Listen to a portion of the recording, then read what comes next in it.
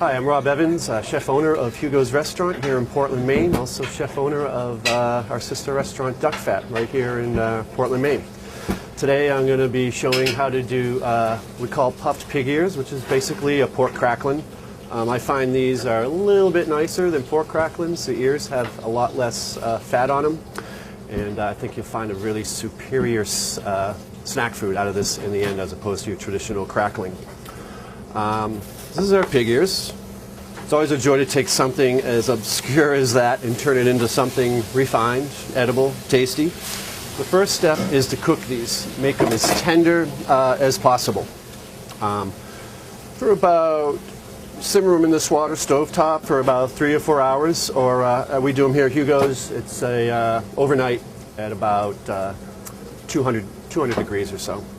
Most important is that they're cooked tender. You just want to be able to make sure that they're pliable, the flesh is coming off, and we'll show you that in a little bit. Your basic mirepoix, onions, carrots, celery, thyme sprigs, bay leaf. Over here, allspice, cinnamon, juniper, star anise. Those nice fall pork flavors. And then from here, pig ears go right in. This is a water base too. Totally unnecessary to use stock. It actually can inhibit the frying process later and make them a little bit darker than normal, so just use straight up water. These go right on the stove. We'll bring that up to simmer, turn it down, and then from there, again, stovetop in the oven. It takes a long time, goes slow, and you're really looking for tenderness more than anything. It's best to do these warm too. You do them cold, they're not as pliable.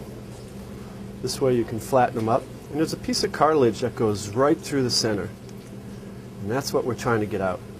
In perfect shapes, not important. These will puff up considerably in size. Let's see, we'll do one more. See how easy that comes off? The cartilage in between's very stiff. You can actually do them with the cartilage on. I don't like them like that. It adds a little crunch to it, but some people enjoy that crunch. But for me, the whole idea of what I'm showing you today is a nice, delicate version of a cracklin. So from here, we have a silpat. Just place them on silpat. If you don't have a silpat, you could use do the pan, a lot of spray or oil, make sure they don't stick. They're pretty gummy with all the, it's very gelatinous, so it can stick pretty easy. But a silpat would be the best for that. From here, we go into a 175 degree oven for about 12 hours. Seems like a really long time, but you're really not hovering over this at the same time. You put it in the oven, you're letting it go, so the time shouldn't be a deterrent. So here we have the pig ears after they've been dried. You can see they're brittle, and that's what you want. If they bend at all without cracking, they need to go back into the oven to finish up. And that's pretty much it. What's nice is you can hold these indefinitely now. For people over the house, whatever, you can fry them up quickly. They'll almost stay indefinitely because the water is taken out of them. Well, pretty much here we're left to fry. I'm going to show how to make a seasoning salt for it. That's pretty easy. We're using maltodextrin, which is a tapioca-based product, which has great absorbing powers. It can absorb oils and turn them into a powder. Today we're going to do chorizo powder. We've got a little chorizo fat, some citric acid. If for some reason you say you don't own a restaurant, you're not a chef, and you're like, what is maltodextrin?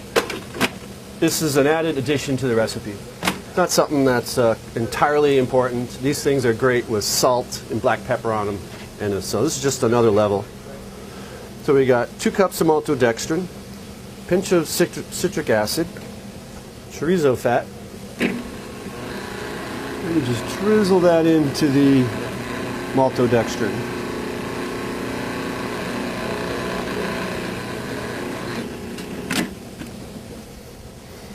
And you end up with this nice flavored powder.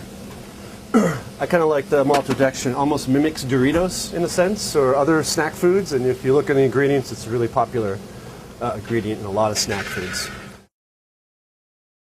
So from here, we're going to fry them up. We've got a hot fryer going, about 375 to 400. It needs to be hot. It needs that instant heat in order to activate minute bits of water in there. It creates the steam, and that creates the puff on it.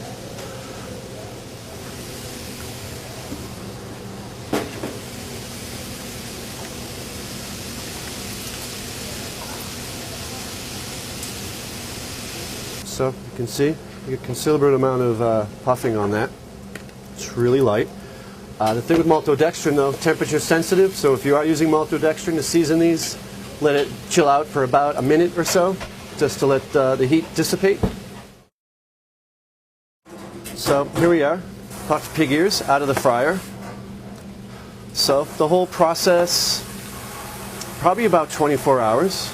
But again, it's braise them in the oven. It's not like you're hovering over them, then dehydrating them. So I think the time is a little irrelevant just because there was really little work that went into them.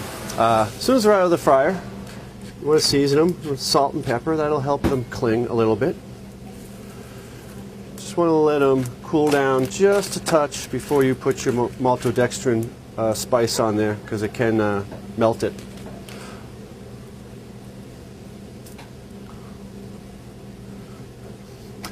And I think what you'll find with these is the pork cracklings that you've had as a kid in the bag, which to me are very greasy.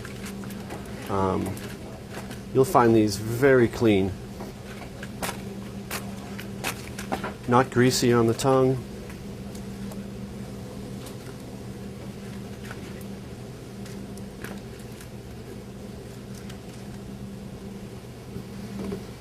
And we serve these at our bar at Hugo's, puffed pig ears with chorizo powder.